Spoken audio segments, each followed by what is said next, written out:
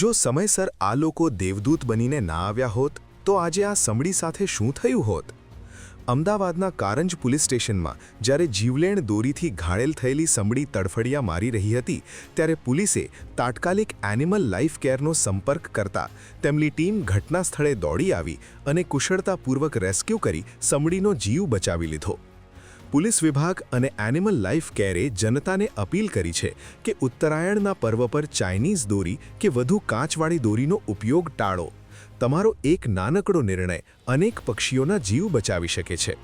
આ ઉત્તરાયણે ઘાયલ પક્ષીઓને સારવાર માટે ડાયલ કરો 24/7 helpline number 1926. Karuna animal ambulance helpline number 1962. WhatsApp number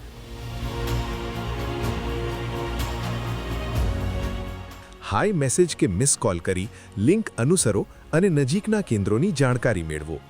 આવો આ પરોપકારી કાર્યમાં સહભાગી બનીને આસપાસના જીવોની સુરક્ષા કરીએ.